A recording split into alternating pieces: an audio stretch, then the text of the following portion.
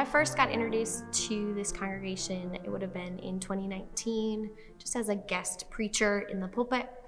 And what I would say I noticed right away is they are small but mighty, and that they deeply love and care for one another.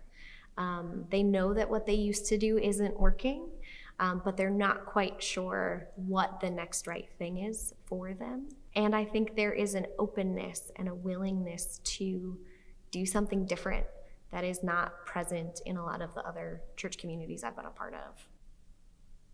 My knowledge of Buntyn is limited. That's part of step one of a new job, is learning your context.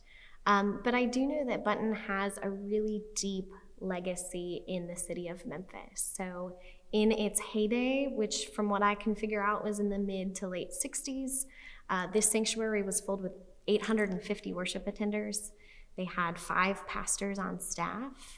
And now our worship attendance is like 20, and I'm part-time, and we don't have any additional staff, which I think is the story of a lot of mainline white Protestant churches in the United States. Is things were doing something that they stopped doing, and they stopped serving for people. So it's an interesting time to come in as a new pastor, knowing that we're not 850 people, but that we're 24. The majority of our worshiping community are retirees, and so I would put the average age of the worshiping community somewhere in the mid to late 70s.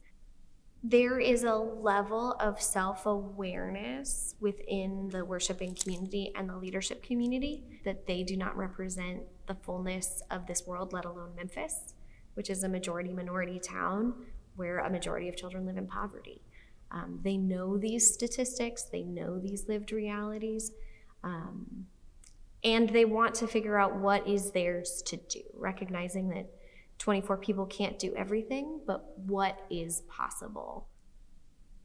I experience them to have an openness to talk about race, to talk about sexuality and gender expression, to talk about class and socioeconomic status, ability, in a way that is exciting. And one of the reasons that I said yes to serve the congregation, because they are ready for whatever is next, and they know they don't know it all, and they know that whatever is next is probably not going to look like 24 people in their 70s. So step one is get to know the people.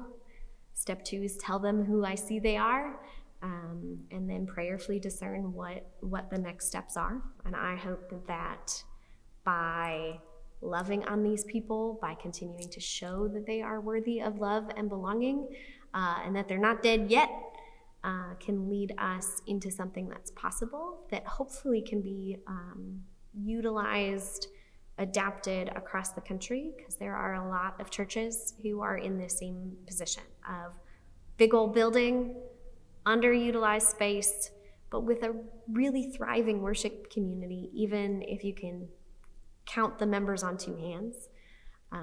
So I think what I would want people to know about Buntyn is that we're here and we do exist. We still have power, which then means that there's the ability to change, because that's what power means, is the ability to affect change. And in theory, that's the story that we follow with Jesus.